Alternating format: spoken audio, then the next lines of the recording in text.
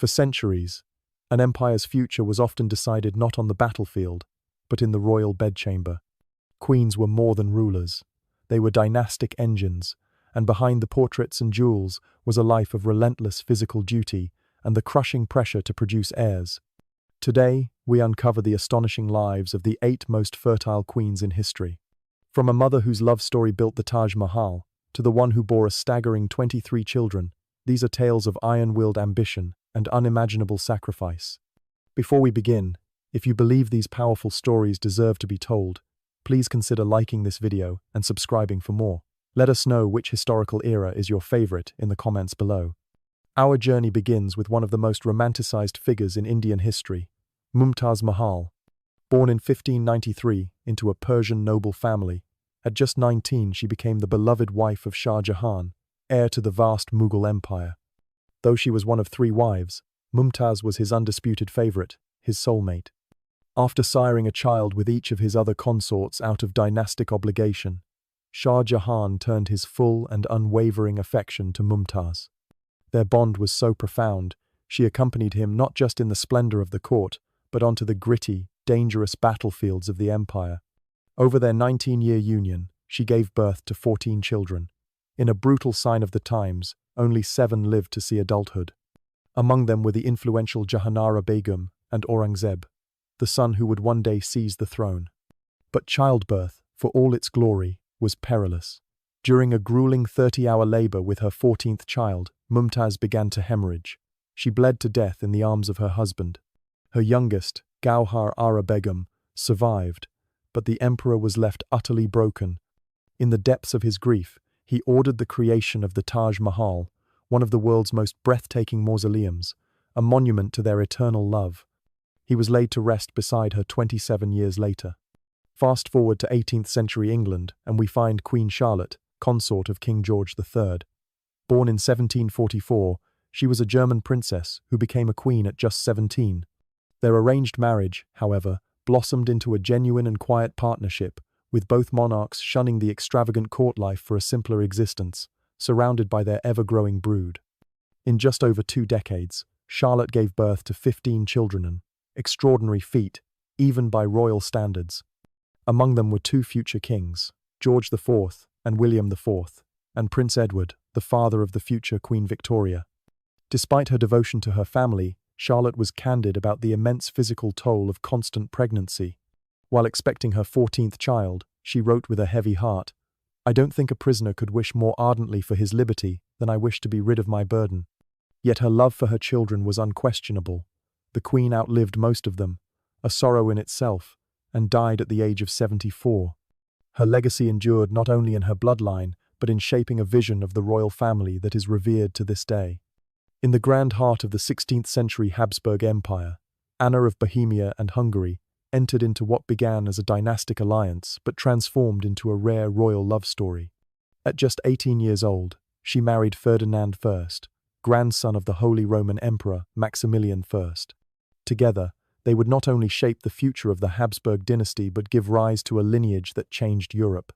Unlike many of her inbred royal peers, Anna's fresh genetic background provided a vital infusion of health into the often frail Habsburg bloodline. Her 15 pregnancies were not in vain.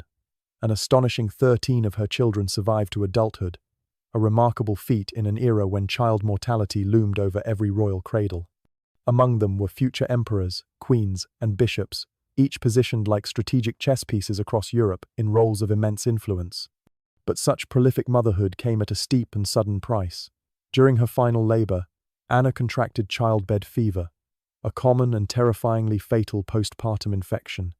She died at the age of just 43. Her loss was more than personal. It was a political blow. Ferdinand, utterly devastated by her death, never took another wife. He honored her memory for the rest of his life, ascending as Holy Roman Emperor 9 years after she passed, a ruler forever shadowed by the loss of his beloved queen.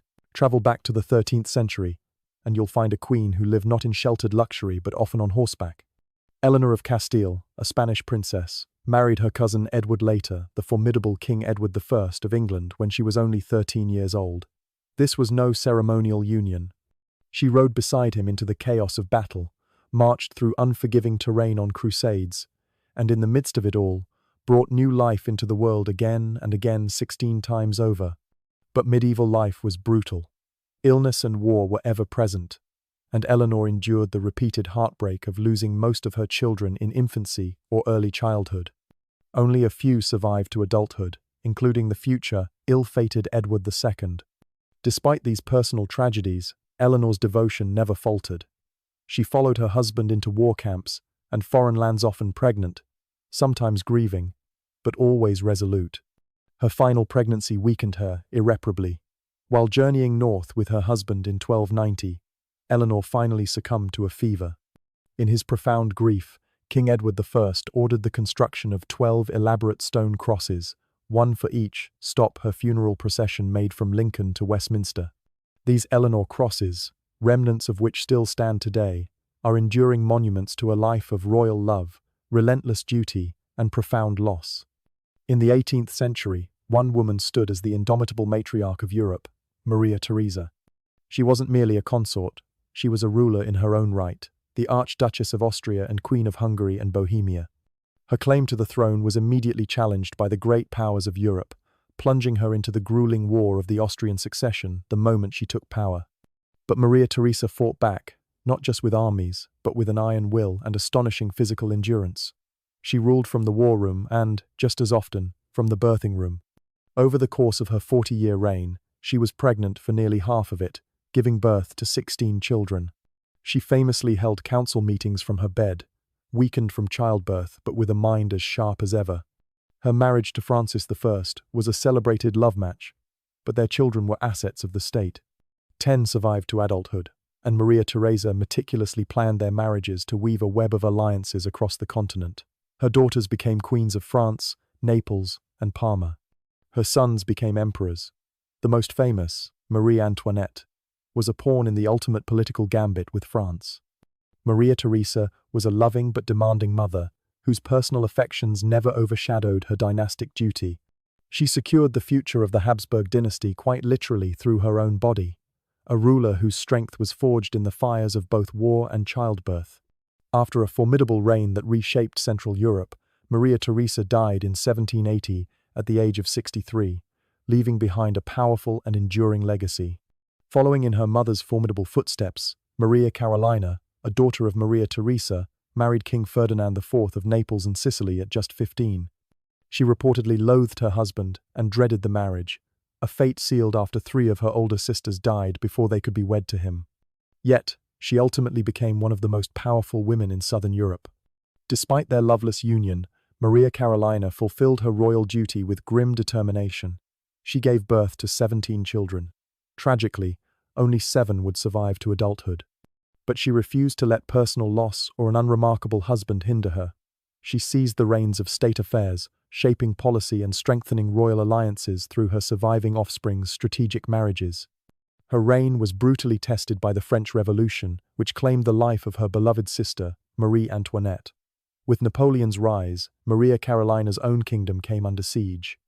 Eventually forced into exile, she died in Austria at the age of 62, broken by revolution but forever remembered as a queen of iron will and relentless dynastic ambition. Few monarchs have ever known grief like Queen Anne of Great Britain. Over the course of 16 painfully difficult years, Anne was pregnant 18 times. And yet, in a tragedy of unimaginable scale, not a single child survived into adulthood. The loss was a relentless, haunting drumbeat throughout her life. Miscarriages, stillbirths, and infant deaths that emptied the royal nursery again and again. Her only son to live beyond early childhood, Prince William, Duke of Gloucester, died at just 11. Modern historians and doctors believe Anne may have suffered from an autoimmune disorder, which would have made her pregnancies nearly impossible to sustain and contributed to the poor health that plagued her later years, ultimately confining her to a wheelchair. Despite this unimaginable personal sorrow, Anne guided Britain through one of its most politically tumultuous eras. She became the first monarch of a united Great Britain in 1707 and left behind a legacy of profound political transformation. When she died in 1714 at the age of 49, the Stuart dynasty died with her, its bloodline extinguished by relentless tragedy. And now we arrive at the queen who, by the numbers, broke nearly all records. Darajan Dadiani of Georgia, also known as Daria, was the third wife of King Heraclius II.